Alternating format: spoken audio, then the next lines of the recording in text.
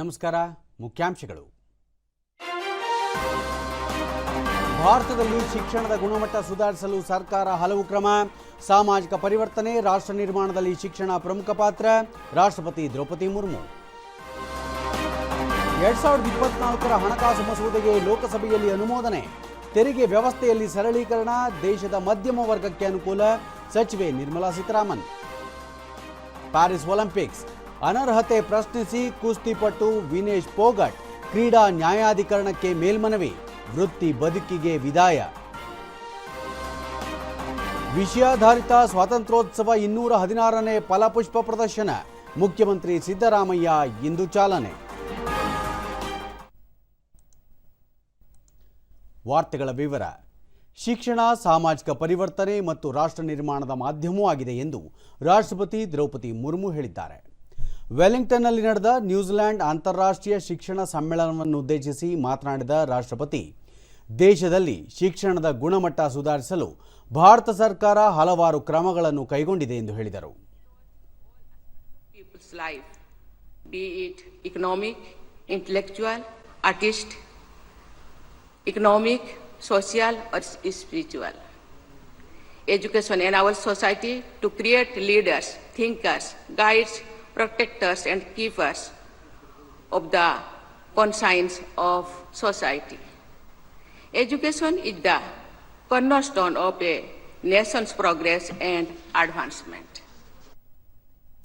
2 ದಿನಗಳ ನ್ಯೂಜಿಲೆಂಡ್ ಪ್ರವಾಸದಲ್ಲಿರುವ ರಾಷ್ಟ್ರಪತಿ ಇಂದು ಬೆಳಗ್ಗೆ ರಾಜಧಾನಿ ವೆಲ್ಲಿಂಗ್ಟನ್ ತಲುಪಿದರು. ನ್ಯೂಜಿಲೆಂಡ್ನ ಗವರ್ನರ್ ಜನರಲ್ ಡೇಮ್ ಸಿಂಡಿ ಕಿರೋ ಅವರ ಉಪಸ್ಥಿತಿಯಲ್ಲಿ ರಾಷ್ಟ್ರಪತಿ ಅವರಿಗೆ ಔಪಚಾರಿಕ ಸ್ವಾಗತ ನೀಡಲಾಯಿತು. ಸಾಂಪ್ರದಾಯಿಕ ಮಾವೋರಿ ಸಂಸ್ಕೃತಿಯನ್ನು ಪ್ರದರ್ಶಿಸಲಾಯಿತು.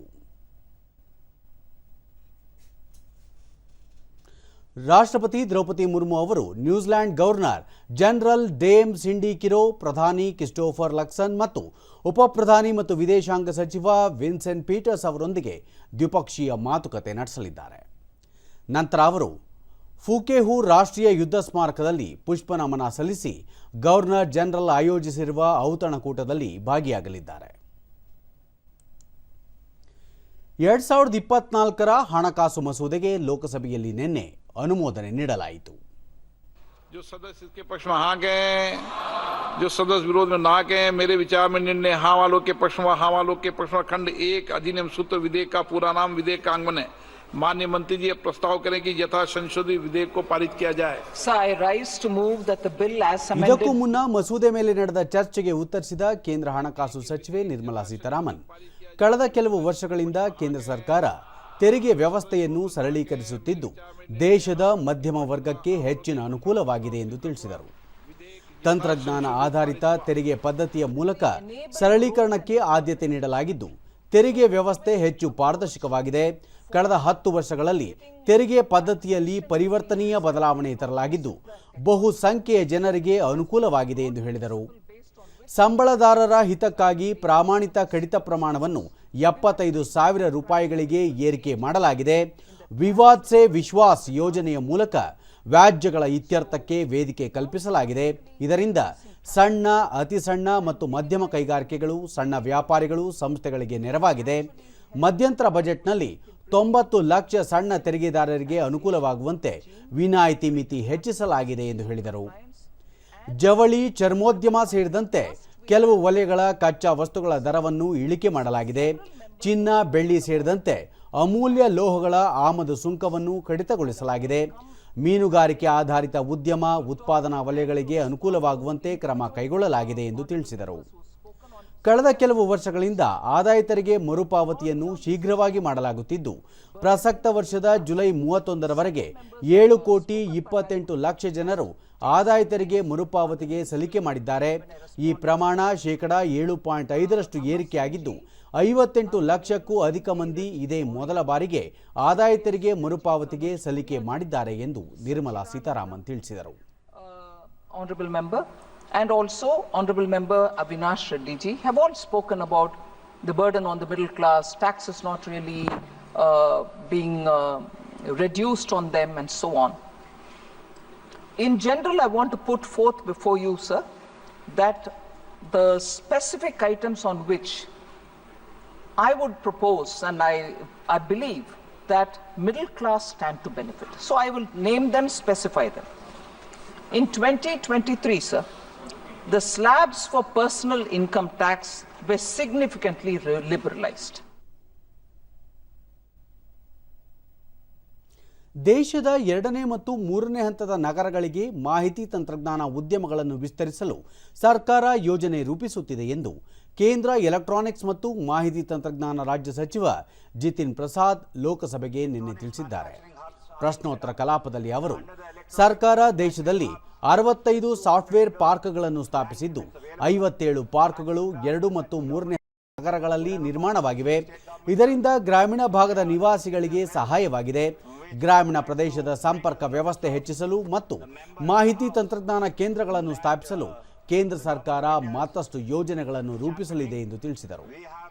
ಮಾಹಿತಿ ತಂತ್ರಜ್ಞಾನ ವಲಯದಲ್ಲಿ 54 ಲಕ್ಷ ಉದ್ಯೋಗಿಗಳಿದ್ದು ಈ ಪೈಕಿ 37% ಮಹಿಳೆಯರಿದ್ದಾರೆ ಎಂದು ಅವರು ಹೇಳಿದರು. We have another scheme, Samrid, where we have a grant of 40 lakhs for startups to accelerate their already started work. We have a Genesis scheme, which is an outlay of 490 crores. We have other initiatives in the rural areas, especially the tier 2 and tier 3 cities. हमने लिया है उसके साथ ही साथ ಕೇಂದ್ರ ನವೀಕರಿಸಬಹುದಾದ ಇಂಧನ ಖಾತೆ ಹಾಗೂ ಆಹಾರ ಮತ್ತು ನಾಗರಿಕ ಪೂರೈಕೆ ಸಚಿವ ಪ್ರಹ್ಲಾದ್ ಜೋಶಿ ನವೀಕರಿಸಬಹುದಾದ ಇಂಧನ ವಲಯಕ್ಕೆ ಕೇಂದ್ರ ಸರ್ಕಾರ ಆದ್ಯತೆ ನೀಡುತ್ತಿದ್ದು ಹಲವಾರು ಸುಧಾರಣಾ ಕ್ರಮಗಳು ಯೋಜನೆಗಳ ಮೂಲಕ ಮರುಬಳಕೆ ಇಂಧನ ಉತ್ಪಾದನೆ ಹೆಚ್ಚಿಸಲು ಕ್ರಮ ಕೈಗೊಳ್ಳಲಾಗಿದೆ ಎಂದು ತಿಳಿಸಿದರು. ಪ್ರಶ್ನೋತ್ತರ ಕಲಾಪದಲ್ಲಿ ಅವರು ಹಸಿರು ಹೈಡ್ರೋಜನ್ ಮಿಷನ್ ಆರಂಭಿಸಲಾಗಿದ್ದು ಕೆಲವು ಯೋಜನೆಗಳಿಗೆ ಟೆಂಡರ್ ಕರೆಯಲಾಗಿದೆ. ಪಿಎಂ ಕುಸುಮ್, ಪಿಎಂ ಸೂರ್ಯಘರ್ ಸೇರಿದಂತೆ ಹಲವು ಆಕರ್ಷಕ ಯೋಜನೆಗಳಿಗೆ ಚಾಲನೆ ನೀಡಲಾಗಿದೆ. ಪಿಎಂ ಕುಸುಮ್ ಬೇಡಿಕೆ ಆಧಾರಿತ ಯೋಜನೆಯಾಗಿದ್ದು ರಾಜ್ಯಗಳಿಂದ ಬೇಡಿಕೆ ಬಂದಲ್ಲಿ ಯೋಜನೆ ಜಾರಿಗೊಳಿಸಲಾಗುತ್ತಿದೆ ಎಂದು ತಿಳಿಸಿದರು. ಆಹಾರ ಧಾನ್ಯಗಳು ನಷ್ಟವಾಗದಂತೆ ಸೂಕ್ತ ಸಂಗ್ರಹಣಾ ವ್ಯವಸ್ಥೆ ರೂಪಿಸಲು ಸರ್ಕಾರ ನಿರಂತರವಾಗಿ ಶ್ರಮಿಸುತ್ತಿದೆ. ಆಹಾರ ಧಾನ್ಯಗಳ ಗುಣಮಟ್ಟ ಕಾಪಾಡಿಕೊಳ್ಳಲು ವೈಜ್ಞಾನಿಕ ಕ್ರಮ ಅನುಸರಿಸಲಾಗುತ್ತಿದೆ. ಸಂಗ್ರಹಣಾ ಸಾಮರ್ಥ್ಯ ಹೆಚ್ಚಿಸಲು ಭಾರತೀಯ ಆಹಾರ ನಿಗಮಕ್ಕೆ 1,500 ಕೋಟಿ ರೂಪಾಯಿ ಅನುದಾನ ಒದಗಿಸಲಾಗಿದೆ ಎಂದು ಅವರು ತಿಳಿಸಿದರು. ಹಿಂದೆ ಆಹಾರ ಧಾನ್ಯಗಳನ್ನು ಮುಕ್ತ ಪ್ರದೇಶದಲ್ಲಿ ಸಂಗ್ರಹಿಸಲಾಗುತ್ತಿತ್ತು. ಇಂದು ಆ ಪದ್ಧತಿ ಕೈಬಿಡಲಾಗಿದ್ದು ಪರಿಣಾಮವಾಗಿ ವ್ಯರ್ಥವಾಗುವ ಅಕ್ಕಿ ಪ್ರಮಾಣ ಅತ್ಯಂತ ಕನಿಷ್ಠ ಮಟ್ಟಕ್ಕೆ 0.07% ಇಳಿಕೆಯಾಗಿದೆ. ದಿನದಿಂದ ದಿನಕ್ಕೆ ಆಹಾರ ಸಂಗ್ರಹ ವ್ಯವಸ್ಥೆಯಲ್ಲಿ ಹೆಚ್ಚಿನ ಸುಧಾರಣೆಗಳನ್ನು ಕೈಗೊಳ್ಳಲಾಗುತ್ತಿದೆ ಎಂದು ಸಚಿವರು ತಿಳಿಸಿದರು. और आईटी इंजीनियरिंग सिक्योरिटी और ओवरऑल अपग्रेडेशन के लिए upgradation of the storage capacity के लिए और इवन जो बिल्डिंग डायलापिलेटेड कंडीशन वगैरह में है उसको अपग्रेड करने के लिए 1,500 crores we have given to the FCI and they will decide the priority and it is an ongoing continuous process and FCI will decide and if member writes to me particularly where it is in a very dilapidated condition we will use the necessary instruction to the FCI. ವಿರೋಧ ಪಕ್ಷದ ನಾಯಕ ರಾಹುಲ್ ಗಾಂಧಿ ತುರ್ತು ಸಾರ್ವಜನಿಕ ಪ್ರಾಮುಖ್ಯತೆ ವಿಷಯದ ಚರ್ಚೆಯ ಸಂದರ್ಭದಲ್ಲಿ ಕೇರಳದ ವೈನಾಡು ಭೂಕುಸಿತ ಪ್ರಕರಣವನ್ನು ಲೋಕಸಭೆಯ ಗಮನಕ್ಕೆ ತಂದರು. ದುರ್ಘಟನೆ ನಡೆದ ಪ್ರದೇಶ ತೀವ್ರವಾಗಿ ಹಾನಿಗೆ ತುತ್ತಾಗಿದ್ದು ಜನಸಾಮಾನ್ಯರಿಗೆ ಅಪಾರ ನಷ್ಟವಾಗಿದೆ. ಕೇಂದ್ರ ಸರ್ಕಾರ ಸೂಕ್ತ ಪರಿಹಾರ ನೀಡಬೇಕು. ಘಟನೆಯನ್ನು ರಾಷ್ಟ್ರೀಯ ದುರಂತವೆಂದು ಘೋಷಿಸಬೇಕೆಂದು ಅವರು ಆಗ್ರಹಿಸಿದರು. And finally, I would also like to urge the government to declare the Wayanad landslides as a national disaster. ಪ್ರಧಾನಿ ನರೇಂದ್ರ ಮೋದಿ ನೇತೃತ್ವದ ಸರ್ಕಾರ ಹೊಂದಿರುವ ಬದ್ಧತೆಯನ್ನು ಬೇರೆ ಯಾವ ಸರ್ಕಾರವೂ ಹೊಂದಿರಲಿಲ್ಲ. ಸಂವಿಧಾನಕ್ಕೆ ಕೇಂದ್ರ ಸರ್ಕಾರ ಬದ್ಧವಾಗಿದೆ ಎಂದು ರಾಜ್ಯಸಭೆ ನಾಯಕ ಹಾಗೂ ಸಚಿವ ಜೆಪಿ ನಡ್ಡಾ ರಾಜ್ಯಸಭೆಯಲ್ಲಿ ನಿನ್ನೆ ಹೇಳಿದ್ದಾರೆ. ಇದಕ್ಕೆ ಪೂರಕವಾಗಿ ಪ್ರತಿ ವರ್ಷ ನವೆಂಬರ್ 26ರಂದು ಸಂವಿಧಾನ ದಿನವನ್ನು ಆಚರಿಸುವ ಸಂಪ್ರದಾಯ ಆರಂಭಿಸಲಾಗಿದೆ ಎಂದು ಅವರು ತಿಳಿಸಿದರು. प्रियम्बल के साथ छेड़छाड़ करने का सवाल ही नहीं उठता. वो अक्षरशः word by word, letter by letter, this government under the dynamic leadership of Modi ji is committed. विनम्रता से रखना ಕೇಂದ್ರ ಶಿಕ್ಷಣ ಸಚಿವ ಧರ್ಮೇಂದ್ರ ಪ್ರಧಾನ್ 6ನೇ ತರಗತಿಯ NCERT ಪಠ್ಯಕ್ರಮದ ಹೊಸ ಪುಸ್ತಕಗಳಲ್ಲಿ ಸಂವಿಧಾನದ ಪೀಠಿಕೆಯನ್ನು ಕೈಬಿಟ್ಟಿಲ್ಲ. ಪೀಠಿಕೆಯೊಂದಿಗೆ ಮೂಲಭೂತ ಹಕ್ಕುಗಳು, ಮೂಲಭೂತ ಕರ್ತವ್ಯಗಳು ಹಾಗೂ ರಾಷ್ಟ್ರಗೀತೆ ಸಹ ಪಠ್ಯದಲ್ಲಿ ಒಳಗೊಂಡಿವೆ ಎಂದು ಸ್ಪಷ್ಟನೆ ನೀಡಿದರು. सारा विषय को रखा गया है। तथ्य जो पढ़ रहे हो तथ्य नहीं था। 1 मिनट में खत्म करता हूं। ಇದಕ್ಕೂ ಮುನ್ನ ವಿರೋಧ ಪಕ್ಷದ ನಾಯಕ ಮಲ್ಲಿಕಾರ್ಜುನ ಖರ್ಗೆ ಎನ್ಸಿಇಆರ್ಟಿ ಪಠ್ಯಗಳಲ್ಲಿರುವ ಸಂವಿಧಾನದ ಪೀಠಿಕೆಯನ್ನು ತೆಗೆದುಹಾಕುವ ವಿಷಯಕ್ಕೆ ಸಂಬಂಧಿಸಿ ಸರ್ಕಾರ ಸ್ಪಷ್ಟನೆ ನೀಡಬೇಕೆಂದು ಆಗ್ರಹಿಸಿದರು. इस मुद्दे पर सरकार स्पष्टीकरण दे और संविधान के बारे में अपना कदम वापस ले। जो एनआरसी अपने सिलेबस में बदलाव किए हैं यह अच्छा नहीं है। जन को भी देश को भी ಗೃಹ ಖಾತೆ ರಾಜ್ಯ ಸಚಿವ ನಿತ್ಯಾನಂದ ರಾಯ್ ಕರಾವಳಿ ಭಾಗಗಳ ತೀರ ಪ್ರದೇಶಗಳ ರಕ್ಷಣೆಗೆ ಕೇಂದ್ರ ಸರ್ಕಾರ ಬದ್ಧವಾಗಿದ್ದು ಹಲವು ಕಾರ್ಯಕ್ರಮಗಳನ್ನು ಜಾರಿಗೊಳಿಸಲಾಗಿದೆ. ತೀರ ಪ್ರದೇಶಗಳ ಸುರಕ್ಷತಾ ದೃಷ್ಟಿಯಿಂದ ಅಂತರ್ ಸಚಿವಾಲಯ ಸಮಿತಿ ರಚಿಸಲಾಗಿದ್ದು ಎಲ್ಲ ಅಂಶಗಳ ಬಗ್ಗೆ ಕೂಲಂಕಷವಾಗಿ ಪರಿಶೀಲನೆ ನಡೆಸುತ್ತಿದೆ ಎಂದು ತಿಳಿಸಿದರು. ಕರಾವಳಿ ರಕ್ಷಣೆಗೆ ಅಹಮದಾಬಾದ್ನಲ್ಲಿ ತರಬೇತಿ ಸಂಸ್ಥೆಯನ್ನು ತೆರೆಯಲಾಗಿದೆ. ಸಮುದ್ರ ತೀರಗಳ ರಕ್ಷಣೆ ಅತ್ಯಂತ ಮಹತ್ವದ್ದಾಗಿದ್ದು ತಂತ್ರಜ್ಞಾನವನ್ನು ಪರಿಣಾಮಕಾರಿಯಾಗಿ ಬಳಕೆ ಮಾಡಿಕೊಳ್ಳಲಾಗುತ್ತಿದೆ ಎಂದು ಹೇಳಿದರು. तटीय सुरक्षा के लिए सरकार प्रतिबद्ध है. ಒಲಿಂಪಿಕ್ಸ್ ಕ್ರೀಡಾಕೂಟದ 50 ಕೆಜಿ ಮಹಿಳೆಯರ ಕುಸ್ತಿ ಪಂದ್ಯದಿಂದ ಭಾರತದ ವಿನೇಶ್ ಪೋಗಟ್ ಅನರ್ಹಗೊಂಡಿರುವ ಸಂಬಂಧ ಕೇಂದ್ರ ಕ್ರೀಡಾ ಸಚಿವ ಮನ್ಸುಖ್ ಮಾಂಡವಿಯಾ ಲೋಕಸಭೆಯಲ್ಲಿ ನಿನ್ನೆ ಹೇಳಿಕೆ ನೀಡಿದ್ದಾರೆ. ಒಲಿಂಪಿಕ್ಸ್ ಕ್ರೀಡಾಕೂಟದಲ್ಲಿ ಕುಸ್ತಿಪಟುಗಳಿಗೆ ಪ್ರತ್ಯೇಕ ತೂಕ ಪರೀಕ್ಷೆ ನಡೆಸಲಾಗುತ್ತದೆ. ಅದರಂತೆ ಅಂತಿಮ ಪಂದ್ಯಕ್ಕೆ ಆಯ್ಕೆಯಾದ ಕುಸ್ತಿಪಟುಗಳಿಗೆ ಬೆಳಗ್ಗೆ 7:15 ಹಾಗೂ 7:30ಕ್ಕೆ ತೂಕ ಪರೀಕ್ಷೆ ನಡೆಸಲಾಗುತ್ತಿತ್ತು. ವಿನೇಶ್ ಪೋಗಟ್ 50 ಕೆಜಿ 100 ಗ್ರಾಂ ತೂಕ ಹೊಂದಿರುವ ಹಿನ್ನೆಲೆಯಲ್ಲಿ ಅವರನ್ನು ಅನರ್ಹಗೊಳಿಸಲಾಗಿದೆ ಎಂದು ತಿಳಿಸಿದರು. ಭಾರತೀಯ ಒಲಿಂಪಿಕ್ ಸಂಸ್ಥೆ ಈ ಕುರಿತು ವಿಶ್ವ ಕುಸ್ತಿ ಸಂಸ್ಥೆಗೆ ಆಕ್ಷೇಪಣೆ ದಾಖಲಿಸಿದೆ. ಪ್ರಸ್ತುತ ಪ್ಯಾರಿಸ್ನಲ್ಲಿರುವ ಒಲಿಂಪಿಕ್ ಸಂಸ್ಥೆ ಅಧ್ಯಕ್ಷೆ ಪಿಟಿ ಉಷಾ ಅವರೊಂದಿಗೆ ಪ್ರಧಾನಿ ನರೇಂದ್ರ ಮೋದಿ ಅವರು ಮಾತುಕತೆ ನಡೆಸಿ ಸೂಕ್ತ ಕ್ರಮ ಕೈಗೊಳ್ಳುವಂತೆ ಸೂಚನೆ ನೀಡಿದ್ದಾರೆ ಎಂದು ಹೇಳಿದರು. ವಿನೇಶ್ ಪೋಗಟ್ ಒಲಿಂಪಿಕ್ಸ್ ಪಂದ್ಯಾವಳಿಯ ಕುಸ್ತಿ ವಿಭಾಗದಲ್ಲಿ ಅಂತಿಮ ಸುತ್ತನ್ನು ಪ್ರವೇಶಿಸಿದ ಮೊದಲ ಭಾರತೀಯರಾಗಿದ್ದು ಅವರಿಗೆ ಸರ್ಕಾರ ಎಲ್ಲಾ ರೀತಿಯ ಆರ್ಥಿಕ ನೆರವು ನೀಡಿದೆ ಎಂದು ತಿಳಿಸಿದರು. और बिना किसी रैंक के अंतिम स्थान पर रखा जाता है. 7 अगस्त 2024 को 50 किलोग्राम महिला कुश्ती के लिए वजन का निर्धारण 7:15 और 7:30 पेरिस समय के अनुसार रेपोचेज और फाइनल में भाग लेने वाले पहलवानों के लिए किया गया था. विनेश का वजन 50 किलो 100 ग्राम पाया गया, इसलिए वे स्पर्धा के लिए अयोग्य घोषित की गई. इस मामले को लेकर भारतीय ओलंपिक संघ ने अंतर्राष्ट्रीय कुश्ती संघ से कड़ा विरोध भी दर्ज किया है. नेशनल भारतीय ओलंपिक संघ की अध्यक्षा पीटी उषा भी अभी पेरिस में है. प्रधानमंत्री जी ने स्वयं उसके साथ बातचीत करके उचित कार्यवाही करने के लिए, उचित एक्शन लेने के लिए भी उसको कहा गया है. ಭಾರತದ ಕುಸ್ತಿಪಟು ವಿನೇಶ್ ಪೋಗಟ್ ಪ್ಯಾರಿಸ್ ಒಲಿಂಪಿಕ್ಸ್ ಕ್ರೀಡಾಕೂಟದಲ್ಲಿ ಅನರ್ಹತೆಯನ್ನು ಪ್ರಶ್ನಿಸಿ ಕ್ರೀಡಾ ನ್ಯಾಯಾಧಿಕರಣಕ್ಕೆ ಮೇಲ್ಮನವಿ ಸಲ್ಲಿಸಿದ್ದಾರೆ. ನಿಗದಿತ ತೂಕದಲ್ಲಿ 100 ಗ್ರಾಂ ಹೆಚ್ಚಿನ ತೂಕವಿದ್ದ ಕಾರಣ ಮಹಿಳೆಯರ 50 ಕೆಜಿ ಫ್ರೀಸ್ಟೈಲ್ ಫೈನಲ್ನಿಂದ ಅನರ್ಹಗೊಂಡ ಹಿನ್ನೆಲೆಯಲ್ಲಿ ಅವರು ಮೇಲ್ಮನವಿ ಸಲ್ಲಿಸಿದ್ದಾರೆ. ಈ ಸಂಬಂಧ ಇಂದು ಅಂತಿಮ ನಿರ್ಧಾರ ಪ್ರಕಟಗೊಳ್ಳುವ ನಿರೀಕ್ಷೆ ಇದೆ. ಈ ಮಧ್ಯೆ 29 ವರ್ಷದ ಹರಿಯಾಣ ಕುಸ್ತಿಪಟು ವಿನೇಶ್ ಪೋಗಟ್ ವೃತ್ತಿ ಬದುಕಿಗೆ ನಿವೃತ್ತಿ ಪ್ರಕಟಿಸಿದ್ದಾರೆ. ಇದಕ್ಕೂ ಮುನ್ನ ಈ ಬಗ್ಗೆ ಭಾರತೀಯ ಒಲಿಂಪಿಕ್ ಅಸೋಸಿಯೇಷನ್ ನಿನ್ನೆ ತಂಡದ ಪ್ರಯತ್ನಗಳ ಹೊರತಾಗಿಯೂ ವಿನೇಶ್ ಪೋಗಟ್ ಅವರು ಕೆಲವು ಗ್ರಾಂಗಳಷ್ಟು ಹೆಚ್ಚು ತೂಕ ಹೊಂದಿದ್ದರು ಎಂದು ತಿಳಿಸಿದೆ. ವಿನೇಶ್ ಪೋಗಟ್ ಅವರಿಗೆ ಮಾನಸಿಕ ಧೈರ್ಯ ತುಂಬಿರುವ ರಾಷ್ಟ್ರಪತಿ ದ್ರೌಪದಿ ಮುರ್ಮು ವಿನೇಶ್ ಪೋಗಟ್ ದೇಶಕ್ಕೆ ಗೌರವ ತಂದಿದ್ದಾರೆ. ಅವರ ಅಸಾಧಾರಣ ಪ್ರದರ್ಶನದಿಂದ ದೇಶ ರೋಮಾಂಚಿತಗೊಂಡಿದೆ ಎಂದು ತಿಳಿಸಿದ್ದಾರೆ. ಪ್ರಧಾನಿ ನರೇಂದ್ರ ಮೋದಿ ತಮ್ಮ ಸಾಮಾಜಿಕ ಜಾಲತಾಣ ಎಕ್ಸ್ನಲ್ಲಿ ಕುಸ್ತಿಪಟು ವಿನೇಶ್ ಪೋಗಟ್ ಅವರಿಗೆ ಆತ್ಮಸ್ಥೈರ್ಯ ತುಂಬಿದ್ದಾರೆ. ನೀವು ಚಾಂಪಿಯನ್ನರ ಚಾಂಪಿಯನ್ ಆಗಿದ್ದೀರಿ. ನೀವು ಭಾರತದ ಹೆಮ್ಮೆ. ಪ್ರತಿ ಭಾರತೀಯರಿಗೂ ಸ್ಫೂರ್ತಿಯಾಗಿದ್ದೀರಿ. ಇಂದಿನ ಹಿನ್ನಡೆ ನೋವುಂಟು ಮಾಡುತ್ತದೆ. ಇದನ್ನು ಪದಗಳಲ್ಲಿ ವರ್ಣಿಸಲು ಸಾಧ್ಯವಿಲ್ಲ. ಆದರೆ ನೀವು ಸ್ಥಿರತೆಯ ಪ್ರತೀಕವಾಗಿದ್ದು ಸವಾಲುಗಳನ್ನು ಸ್ವೀಕರಿಸುತ್ತೀರಿ. ಸದೃಢರಾಗಿ ಮರಳಿ ಬನ್ನಿ ಎಂದು ಟ್ವೀಟ್ ಮಾಡಿದ್ದಾರೆ. ಭಾರತೀಯ ಒಲಿಂಪಿಕ್ ಸಂಸ್ಥೆ ಅಧ್ಯಕ್ಷೆ ಪಿಟಿ ಉಷಾ ವಿನೇಶ್ ಪೋಗಟ್ ಅವರಿಗೆ ಭಾರತ ಸರ್ಕಾರ, ಭಾರತೀಯರು ಹಾಗೂ ಭಾರತೀಯ ಒಲಿಂಪಿಕ್ ಸಂಸ್ಥೆ ಸಂಪೂರ್ಣ ಬೆಂಬಲ ಸೂಚಿಸಿದೆ ಎಂದು ತಿಳಿಸಿದ್ದಾರೆ. ವಿನೇಶ್ ಅವರು ಅನರ್ಹಗೊಂಡಿರುವುದು ಆಘಾತಕಾರಿಯಾಗಿದ್ದು, ಒಲಿಂಪಿಕ್ ಗ್ರಾಮದಲ್ಲಿರುವ ಆರೋಗ್ಯ ಕೇಂದ್ರದಲ್ಲಿ ಅವರನ್ನು ಭೇಟಿಯಾಗಿ ಬೆಂಬಲ ವ್ಯಕ್ತಪಡಿಸಲಾಗಿದೆ. ಅಗತ್ಯವಿರುವ ವೈದ್ಯಕೀಯ ಮತ್ತು ಭಾವನಾತ್ಮಕ ನೆರವು ನೀಡಲಾಗುತ್ತಿದೆ. ವಿಶ್ವ ಕುಸ್ತಿ ಸಂಸ್ಥೆಗೆ ಆಕ್ಷೇಪಣೆ ಸಲ್ಲಿಸಲಾಗಿದೆ. ವಿನೇಶ್ ಅವರ ವೈದ್ಯಕೀಯ ತಂಡ ರಾತ್ರಿಯಿಡೀ ಪ್ರಯತ್ನ ನಡೆಸಿದರೂ ಸ್ಪರ್ಧೆಗೆ ಅಗತ್ಯವಿರುವಷ್ಟು ತೂಕ ಇಳಿಕೆ ಮಾಡಲು ಸಾಧ್ಯವಾಗಲಿಲ್ಲ ಎಂದು ಅವರು ತಿಳಿಸಿದ್ದಾರೆ. ಭಾರತದ ಮೀರಾಬಾಯಿ ಚಾನು ಪ್ಯಾರಿಸ್ ಒಲಿಂಪಿಕ್ಸ್ ಕ್ರೀಡಾಕೂಟದ ವೇಟ್ ಲಿಫ್ಟಿಂಗ್ನ ಮಹಿಳೆಯರ 49 ಕೆಜಿ ವಿಭಾಗದಲ್ಲಿ ಪದಕ ಗೆಲ್ಲುವಲ್ಲಿ ವಿಫಲವಾಗಿದ್ದಾರೆ.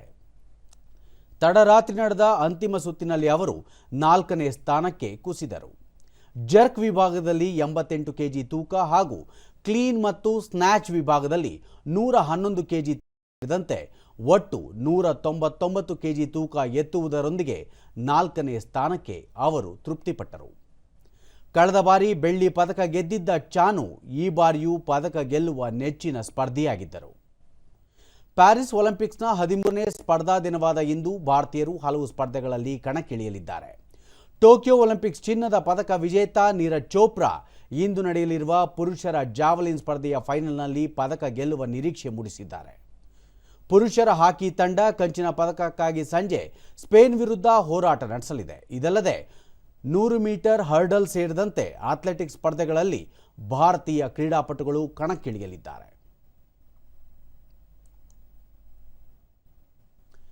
ಉಪರಾಷ್ಟ್ರಪತಿ ಜಗದೀಪ್ ಧನ್ಕರ್ ನಾಳೆಯಿಂದ ರಾಜಸ್ಥಾನಕ್ಕೆ 2 ದಿನಗಳ ಭೇಟಿ ನೀಡಲಿದ್ದಾರೆ. ತಮ್ಮ ಭೇಟಿಯ ಮೊದಲ ದಿನ ಉಪರಾಷ್ಟ್ರಪತಿ ಜೋಧ್ಪುರದಲ್ಲಿ ರಾಜ್ಯ ಮಟ್ಟದ ನ್ಯಾಯಾಂಗ ಅಧಿಕಾರಿಗಳ ಸಮ್ಮೇಳನದಲ್ಲಿ ಮುಖ್ಯ ಅತಿಥಿಯಾಗಿ ಭಾಗಿಯಾಗಲಿದ್ದಾರೆ. ಅವರು ತಮ್ಮ ಭೇಟಿಯ ಕೊನೆಯ ದಿನದಂದು ರಾಜಸ್ಥಾನ ಹೈಕೋರ್ಟ್ನ ಪ್ಲಾಟಿನಂ ಜುಬ್ಲಿ ಆಚರಣೆಯನ್ನುದ್ದೇಶಿಸಿ ಮಾತನಾಡಲಿದ್ದಾರೆ.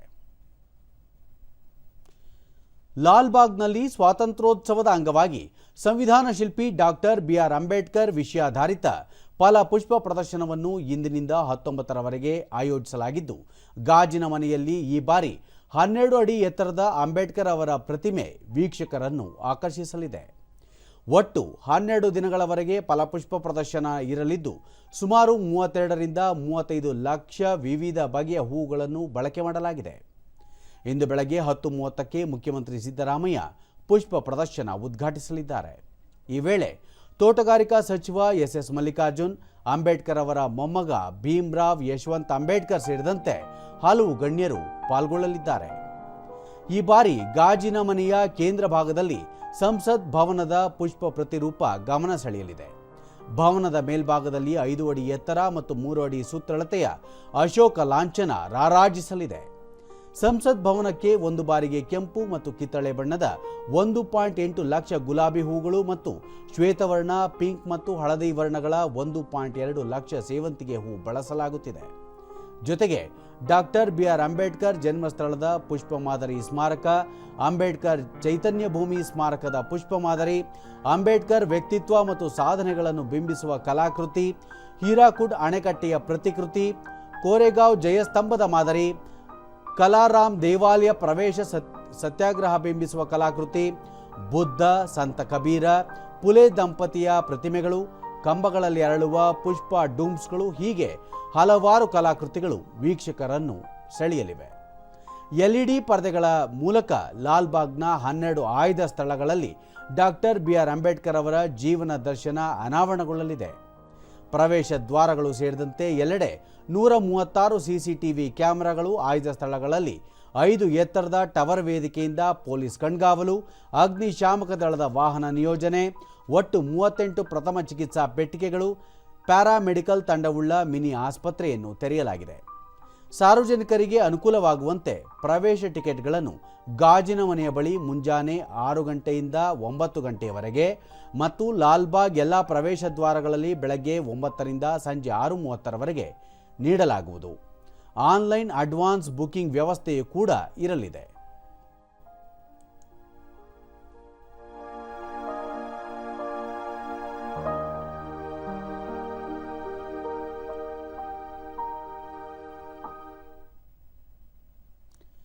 ವಿಜಯನಗರ ಜಿಲ್ಲೆಯ ಹೊಸಪೇಟೆ ನಗರದಲ್ಲಿ ನಿರ್ಮಿಸಲಾಗಿರುವ ಸಶಸ್ತ್ರ ಮೀಸಲು ಪಡೆಯ ಕಟ್ಟಡವನ್ನು ಗೃಹ ಸಚಿವ ಡಾಕ್ಟರ್ ಜಿ ಪರಮೇಶ್ವರ್ ನಿನ್ನೆ ಉದ್ಘಾಟಿಸಿದರು. ಸುಮಾರು 8 ಎಕರೆ ಪ್ರದೇಶದಲ್ಲಿ ನಿರ್ಮಿಸಿರುವ ಸಶಸ್ತ್ರ ಪಡೆಯ ಕಟ್ಟಡದ ಜೊತೆಗೆ ಶ್ವಾನದಳದ ಕಟ್ಟಡವನ್ನು ಕೂಡ ಅವರು ಉದ್ಘಾಟಿಸಿದರು.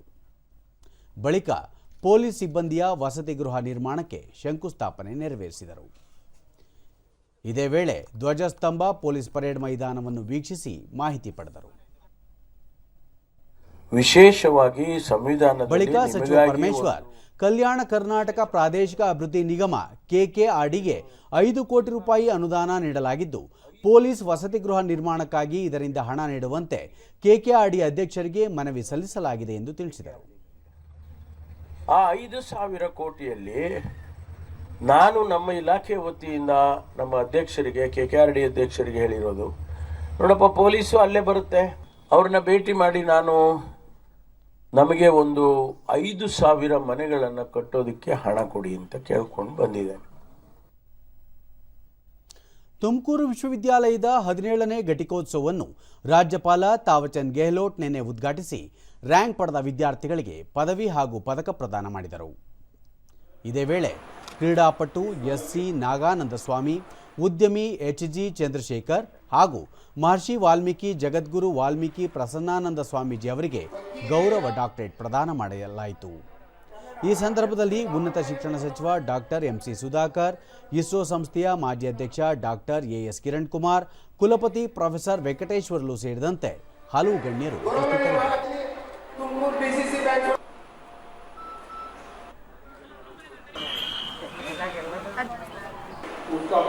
ಬಳಿಕ ರಾಜ್ಯಪಾಲರು ವಿದ್ಯಾರ್ಥಿಗಳು ಉನ್ನತ ಶಿಕ್ಷಣ ಪಡೆಯುವತ್ತ ಮುಂದಾಗಬೇಕು, ಶೈಕ್ಷಣಿಕ ಪ್ರಗತಿ ಸಾಧಿಸಿ ಸಮಾಜಮುಖಿ ಕಾರ್ಯಗಳಲ್ಲಿ ತೊಡಗಿಕೊಳ್ಳಬೇಕು, ದೇಶದ ಭವಿಷ್ಯ ವಿದ್ಯಾವಂತ ಯುವ ಜನತೆಯ ಕೈಯಲ್ಲಿದ್ದು ದೇಶವನ್ನು ಉನ್ನತ ಸ್ಥಾನಕ್ಕೆ ಕೊಂಡೊಯ್ಯಬೇಕು ಎಂದು ಹೇಳಿದರು. निश्चित रूप से इन सब आवश्यकताओं की पूर्ति करने का प्रयास आप करेंगे। फिर शिक्षा सर्वव्यापी और सर्वस्पर्शी और सर्वहितैषी होना।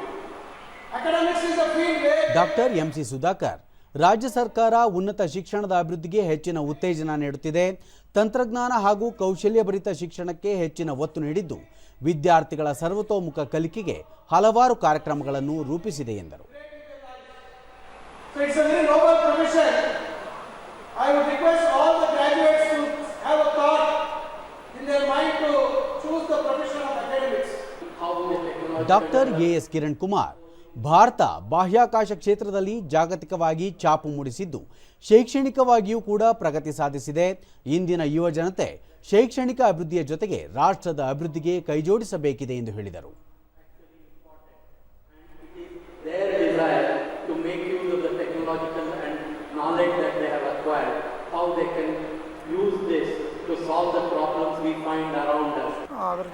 ದೂರದರ್ಶನದೊಂದಿಗೆ ವಿದ್ಯಾರ್ಥಿ ರಾಮು, ಅಧ್ಯಾಪಕರ ಮಾರ್ಗದರ್ಶನ ಹಾಗೂ ನಿರಂತರ ಓದು ಉತ್ತಮ ಅಂಕ ಪಡೆಯಲು ಸಹಕಾರಿಯಾಯಿತು. ಶ್ರಮಕ್ಕೆ ತಕ್ಕ ಪ್ರತಿಫಲವಾಗಿ 6 ಪದಕಗಳು ಲಭಿಸಿರುವುದು ಸಂತಸ ತಂದಿದೆ ಎಂದರು. ಅನ್ನೋ ಇದಕ್ಕೆ ಅವ್ರಿಗೆ ಗೊತ್ತಿಲ್ಲ, ನಾನು ಇದು ಮಾಡ್ಕೊಂಡಿದ್ದೀನಿ, ಆದರೆ ಓದೋದಕ್ಕಂತ ನನಗೆ ಪ್ರೋತ್ಸಾಹ ಮಾಡಿದ್ದಾರೆ. ನಾವು ಡಿಗ್ರಿ ಕಾಲೇಜ್ ಅಸಿಸ್ಟೆಂಟ್ ಪ್ರೊಫೆಸರ್ ಆಗಬೇಕು ಅಂದ್ಕೊಂಡಿದ್ದೀವಿ. ಮಾಸ್ ಕಮ್ಯುನಿಕೇಷನ್ ವಿದ್ಯಾರ್ಥಿ YR ಗೋಪಾಲ್ ಪತ್ರಿಕೋದ್ಯಮದಲ್ಲಿ ಸ್ನಾತಕೋತ್ತರ ಮುಗಿಸಿದ್ದು ಮಾದರಿ ಪತ್ರಕರ್ತನಾಗಿ ಸೇವೆ ಸಲ್ಲಿಸುವ ಕನಸು ಕಂಡಿದ್ದೇನೆ ಎಂದು ಅಭಿಪ್ರಾಯ ವ್ಯಕ್ತಪಡಿಸಿದರು. ಅದ್ರ ಜೊತೆಗೆ ನಾವು ಶ್ರಮಪಟ್ಟು ಹಗಲಿರುಳು ಏನು ನಮ್ಮ ಕಾಲೇಜಲ್ಲಿ ಕಾರ್ಯಕ್ರಮ ನಡೆದ್ರೆ ಈ ಪ್ರತಿಯೊಂದನ್ನು ರಿಪೋರ್ಟ್ ಮಾಡ್ತಾ ಮತ್ತು ವಿಡಿಯೋ ಮಾಡ್ತಾ ಅದಕ್ಕೆ ಕ್ಯಾಪ್ಸೂಲ್ ರೆಡಿ ಮಾಡ್ತಾ ಎಲ್ಲವನ್ನೂ ಮಾಡ್ತಾ ನಾವು ಶ್ರಮಪಟ್ಟು ಕಲ್ತಿದ್ದೇವೆ. ವಿದ್ಯಾರ್ಥಿನಿ ವಿಜಯಲಕ್ಷ್ಮಿ, ವಿಶ್ವವಿದ್ಯಾಲಯದಿಂದ ದೊರೆತ ಗುಣಮಟ್ಟದ ಶಿಕ್ಷಣದಿಂದಾಗಿ ಶೈಕ್ಷಣಿಕ ಪ್ರಗತಿ ಸಾಧಿಸಲು ಸಾಧ್ಯವಾಗಿದೆ ಎಂದು ಸಂತಸ ವ್ಯಕ್ತಪಡಿಸಿದರು. ಫ್ಯಾಮಿಲಿ ಎಲ್ಲ ತುಂಬ ಸಪೋರ್ಟ್ ಮಾಡಿದ್ದಾರೆ, ಖುಷಿ ಆಗ್ತದೆ. ಅಕೌಂಟ್ಸ್ ಆ್ಯಂಡ್ ಫಿನಾನ್ಸ್ ಡಿಪಾರ್ಟ್ಮೆಂಟಲ್ಲಿ ವರ್ಕ್ ಮಾಡ್ತಾ ಇದ್ದೀನಿ. ಸೊ ಕಾರ್ಪೊರೇಟ್ ಫೀಲ್ಡಲ್ಲಿ ಗುಡ್ ಎಂಪ್ಲಾಯ್ ಆಗಬೇಕು ಅಂದ್ಕೊಂಡಿದ್ದೀನಿ. ಅಂದರೆ ನನಗೆ ಫಸ್ಟಿಂದಲೂ ಡ್ರೀಮ್ ಇತ್ತು, ಸೊ ಡ್ರೀಮ್ ಟ್ರೂ ಆಗಿದೆ. ಅಂದರೆ ನನಗೆ ಎಲ್ಲ ಪ್ರೊಫೆಸರ್ಸು ತುಂಬ ಹೆಲ್ಪ್ ಮಾಡಿದ್ರು, ಸೊ ಅವರ ಒಂದು ಇನ್ಸ್ಪಿರೇಷನು ಮತ್ತು ನಮ್ಮಣ್ಣ, ಸೊ ಅವ್ರ ಮೇನ್ ಸಪೋರ್ಟು ಮತ್ತು ನಮ್ಮಮ್ಮ ನೋಟ್ಸ್ ಮಾಡೋದು. ಮತ್ತೊಬ್ಬ ವಿದ್ಯಾರ್ಥಿನಿ HD ಧನಲಕ್ಷ್ಮಿ, ಚಿನ್ನದ ಪದಕ ಪಡೆಯಬೇಕೆಂಬ ಕನಸು ನನಸಾಗಿದೆ. ಶಿಕ್ಷಕರ ಉತ್ತಮ ಮಾರ್ಗದರ್ಶನದಿಂದ ಇದೆಲ್ಲ ಸಾಧ್ಯವಾಗಿದೆ ಎಂದು ಅಭಿಪ್ರಾಯಪಟ್ಟರು. ಅವ್ರು ನನಗೆ MSWನ ಚೂಸ್ ಮಾಡಿದ್ರು, ಸೊ ನನ್ನ ಬ್ರದರ್ಗೆ ನಾನು ಸ್ಪೆಷಲ್ ಥ್ಯಾಂಕ್ಸ್ ಹೇಳೋಕ್ಕೆ ಇಷ್ಟಪಡ್ತೇನೆ. And Parashuram sir and my parents. Future HRDನಲ್ಲಿ ಗ್ರೋತ್ ಆಗಬೇಕನ್ನೋದೇ ಫ್ಯೂಚರ್ ಏಮ್. ದೇಶದ 9 ರಾಜ್ಯಗಳ 12 ರಾಜ್ಯಸಭಾ ಸ್ಥಾನಗಳಿಗೆ ಸೆಪ್ಟೆಂಬರ್ 3ರಂದು ಉಪಚುನಾವಣೆ ನಡೆಯಲಿದ್ದು ಇದೇ ತಿಂಗಳ 14ರಂದು ಅಧಿಸೂಚನೆ ಪ್ರಕಟವಾಗಲಿದೆ. ಅಂದಿನಿಂದಲೇ ನಾಮಪತ್ರ ಸಲ್ಲಿಕೆ ಆರಂಭವಾಗಲಿದ್ದು ನಾಮಪತ್ರ ಸಲ್ಲಿಕೆಗೆ ಇದೇ 21 ಕೊನೆಯ ದಿನವಾಗಿದೆ.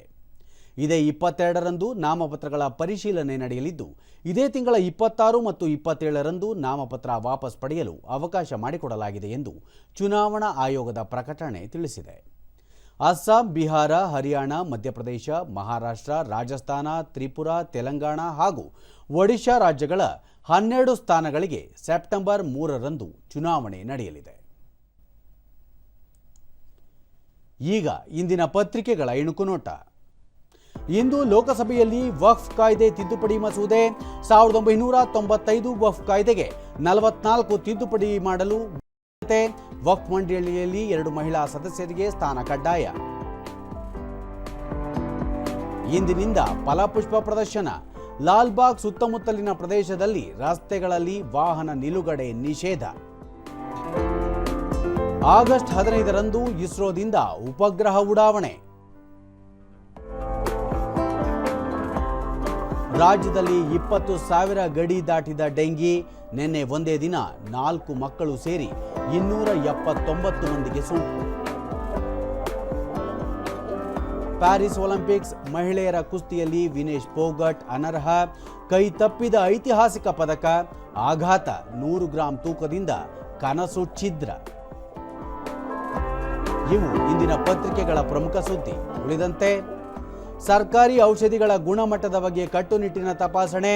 ಆರೋಗ್ಯ ಇಲಾಖೆಗೆ ಸಚಿವ ದಿನೇಶ್ ಗುಂಡೂರಾವ್ ಸೂಚನೆ. ಔಷಧ ನಿಯಂತ್ರಣ ಅಧಿಕಾರಿಗಳಿಗೆ ತರಾಟೆ. ರಾಜ್ಯದಲ್ಲಿ 25 ಮಿನಿ ಜವಳಿ ಪಾರ್ಕ್ ಸ್ಥಾಪನೆ. ಪಾಟೀಲ್. ಮೆಟ್ರೋದಲ್ಲಿ ದಾಖಲೆ ಪಯಣ. ಮಂಗಳವಾರ 8.26 ಮಂದಿ ಪ್ರಯಾಣ. 12 ವರ್ಷದ ಬಳಿಕ ಈ ದಾಖಲೆ. ಬಾಂಗ್ಲಾ ಮಧ್ಯಂತರ ಸರ್ಕಾರ ರಚನೆ. ಯೂನಸ್ ಮುಖ್ಯಸ್ಥ. ರಾಷ್ಟ್ರಾಧ್ಯಕ್ಷ ಮೊಹಮ್ಮದ್ ಶಹಾಬುದ್ದೀನ್ರಿಂದ ನೇಮಕಾದೇಶ. 27 ವರ್ಷ ಬಳಿಕ ಲಂಕಾ ವಿರುದ್ಧ ಸರಣಿ ಸೋಲು. 3ನೇ ಏಕದಿನ ಪಂದ್ಯದಲ್ಲಿ ಭಾರತಕ್ಕೆ 110 ರನ್ ಸೋಲು. ಕೊನೆಯಲ್ಲಿ ಮತ್ತೊಮ್ಮೆ ಮುಖ್ಯಾಂಶಗಳು. ಭಾರತದಲ್ಲಿ ಶಿಕ್ಷಣದ ಗುಣಮಟ್ಟ ಸುಧಾರಿಸಲು ಸರ್ಕಾರ ಹಲವು ಕ್ರಮ. ಸಾಮಾಜಿಕ ಪರಿವರ್ತನೆ, ರಾಷ್ಟ್ರ ನಿರ್ಮಾಣದಲ್ಲಿ ಶಿಕ್ಷಣ ಪ್ರಮುಖ ಪಾತ್ರ. ರಾಷ್ಟ್ರಪತಿ ದ್ರೌಪದಿ ಮುರ್ಮು. 2024ರ ಹಣಕಾಸು ಮಸೂದೆಗೆ ಲೋಕಸಭೆಯಲ್ಲಿ ಅನುಮೋದನೆ. ತೆರಿಗೆ ವ್ಯವಸ್ಥೆಯಲ್ಲಿ ಸರಳೀಕರಣ. ದೇಶದ ಮಧ್ಯಮ ವರ್ಗಕ್ಕೆ ಅನುಕೂಲ. ಸಚಿವೆ ನಿರ್ಮಲಾ ಸೀತಾರಾಮನ್. ಪ್ಯಾರಿಸ್ ಒಲಿಂಪಿಕ್ಸ್ ಅನರ್ಹತೆ ಪ್ರಶ್ನಿಸಿ ಕುಸ್ತಿಪಟು ವಿನೇಶ್ ಫೋಗಟ್ ಕ್ರೀಡಾ ನ್ಯಾಯಾಧಿಕರಣಕ್ಕೆ ಮೇಲ್ಮನವಿ. ವೃತ್ತಿ ಬದುಕಿಗೆ ವಿದಾಯ. ವಿಷಯಾಧಾರಿತ ಸ್ವಾತಂತ್ರ್ಯೋತ್ಸವ 216ನೇ ಫಲಪುಷ್ಪ ಪ್ರದರ್ಶನ. ಮುಖ್ಯಮಂತ್ರಿ ಸಿದ್ದರಾಮಯ್ಯ ಇಂದು ಚಾಲನೆ. ನಮ್ಮ ವಾರ್ತಾ ಪ್ರಸಾರವನ್ನು ನೀವು ಡಿಡಿ ಚಂದನ ನ್ಯೂಸ್ ಯೂಟ್ಯೂಬ್, ಎಕ್ಸ್ ಖಾತೆ, ಫೇಸ್ಬುಕ್ ಹಾಗೂ ಇನ್ಸ್ಟಾಗ್ರಾಂನಲ್ಲೂ ವೀಕ್ಷಿಸಬಹುದು. ನಮ್ಮ ಮುಂದಿನ ವಾರ್ತಾ ಪ್ರಸಾರ ಬೆಳಗ್ಗೆ 11 ಗಂಟೆಗೆ. ನಮಸ್ಕಾರ.